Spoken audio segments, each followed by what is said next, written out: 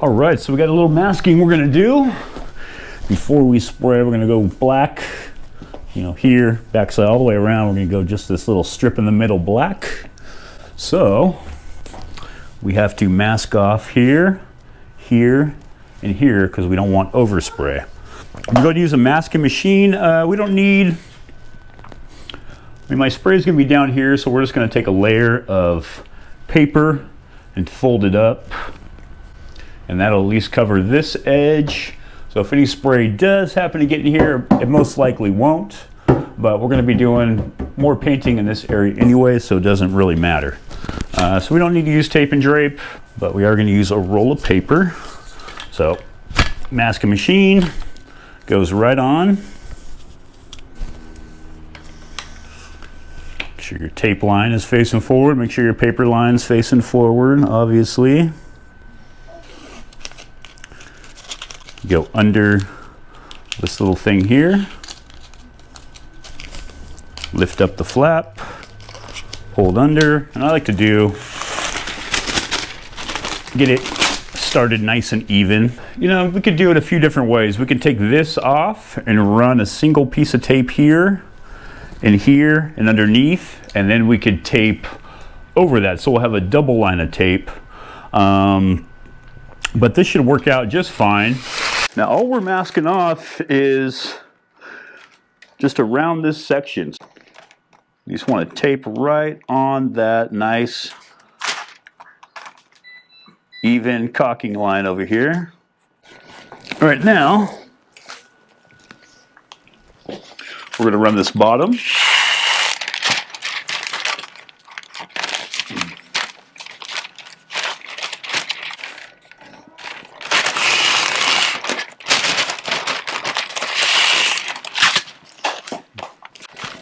You always want to overlap a little bit on when you're masking stuff off. So what I mean by that is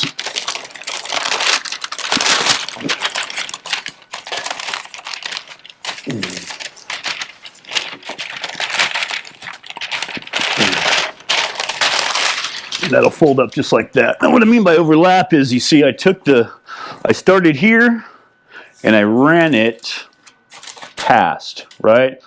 Sometimes people will go and stop right here, then you have this big crack and a big seam. You're still going to have to put tape in to keep it masked off tight. And I overlap it and I run it past that.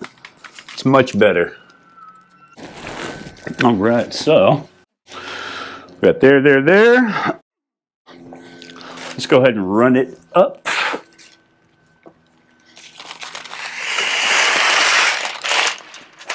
So just take a piece, a little bit longer. We'll start this on the bottom. Bottom. And then come on up, and this is where we want to make sure we have a nice straight line is where these two sides meet, okay?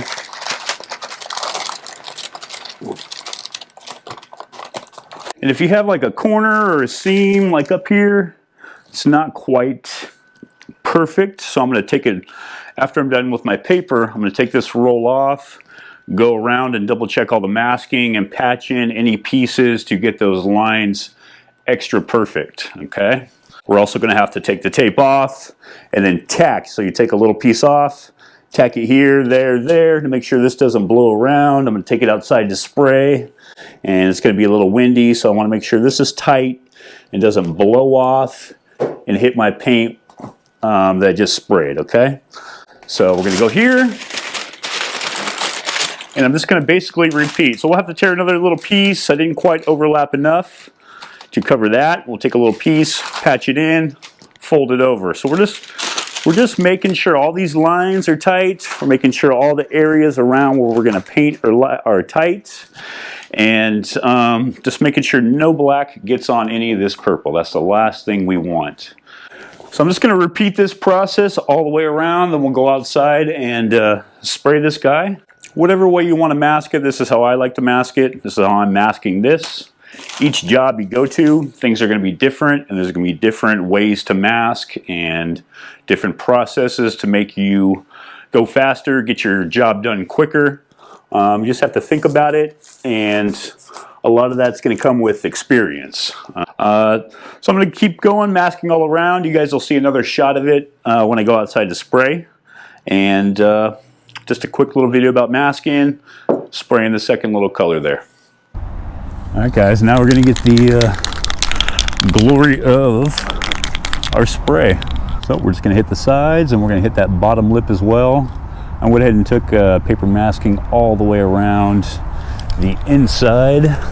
So I just, stuck the tape to the back side, and now we're going to spray, and then we'll get busy on the top. So let's test our spray fan. Looks like it's spraying good.